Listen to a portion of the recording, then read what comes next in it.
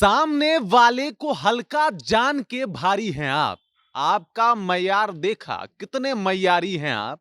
और उफ तलक करते नहीं हैं जिल्ले इलाही के सामने। उफ तलक करते नहीं हैं जिल्ले इलाही के सामने। आपको दरबार की आदत है, दरबारी हैं आप। और ये शायरी किसके लिए है, ये अंत में आपको समझ में आ जाएगी। सबसे पहले आप ये सुन लीजिए कि आज के बाद जो तेजस्वी यादव कहेंगे वही पप्पू यादव और कन्हैया कुमार करेंगे। उनके साथ ये कंडीशन अब अप्लाई हो गया है। मतलब पहले होता था कि पप्पू यादव का कुछ अलग सुर होता था।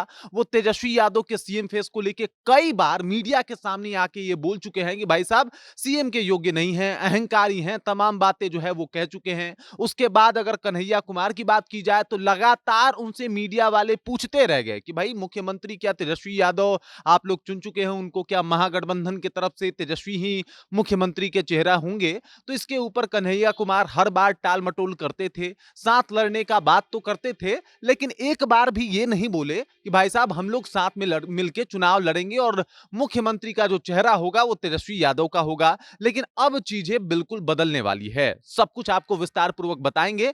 लेकिन उससे पहले मेरा परिचय जान लीजिए। मेरा नाम है रजत और आप जनता जंक्शन देख रहे हैं। आपको बता दूं कि तेजस्वी यादव के साथ जो है एक बड़ी समस्या आन पड़ी थी और वो समस्या ये थी कि कांग्रेस का एक अपना अलग ही सुर था, जहां पे कांग्रेस बोल रही थी कि भाई अभी हम कुछ भी क्लियर नहीं करेंगे कि मुख्यमंत्री का दावेदार कौन होगा। लेकिन अब चीजें बदलने वाली है। दरअसल बात यह है कि आज महागठबंधन की पटना में एक मीटिंग चल रही है, जिसमें महागठबंधन के सभी दल एक दूसरे से बातचीत कर रहे हैं और माना जा रहा है कि इसके बाद यह तय हो जाएगा कि सीएम का फेस जो है वो तेजस्वी यादव का ही होगा और सीएम फेस के ऊपर, उन्हीं के ऊपर जो है चुनाव भी लड़ा जाएगा। इस तरीके की बातें जो है अब शुरू हो गई है। और वो जो पप्पू यादव, कृष्णा अल्लावरू हो या फिर कन्हैया कुमार हो, इन लोगों का जो एक अपना अलग सुर था, अलग तरीके से अपने बातों को प्रस्तुत करते थे और लगातार इस बात का जिक्र करते थे कि भाई साहब हम नहीं मानने को तैयार हैं कि तेजस्वी यादव मुख्यमंत्री के हकदार या फिर उम्मीदवार या फिर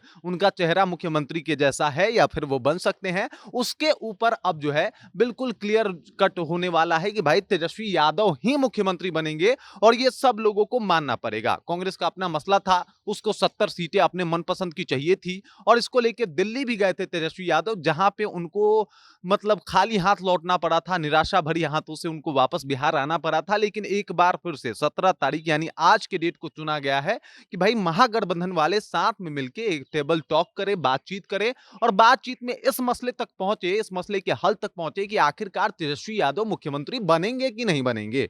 और इसी वजह से मैं जो शुरुआत में एक शेर सुनाया था आपको कि भाई साहब अब उन लोगों को, जो लोग लगातार तेजस्वी यादव को साइडलाइन करने की कोशिश कर रहे थे, वो लोग भी अब तेजस्वी यादव के कहे अनुसार ही बिहार के राजनीति में काम करेंगे।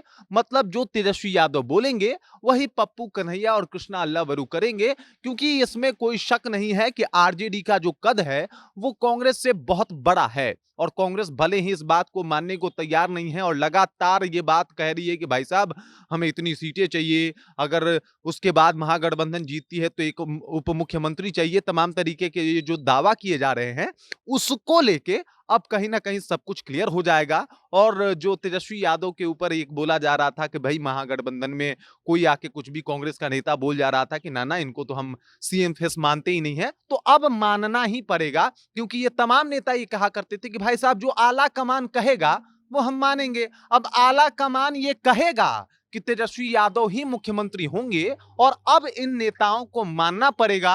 और जब अब बिहार विधानसभा चुनाव में लोग आगे बढ़ेंगे तो वही रूल फॉलो करेंगे जो तेजस्वी यादव बताएंगे। मतलब तेजस्वी यादव के बातों को अब मानना पड़ेगा उन नेताओं को भी जो लोग लगातार बिहार में तेजस्वी यादव का विरोध कर रहे थे और खुद को कांग्रेस के पार्टी का एक अभिन्न अंग बता रहे थे।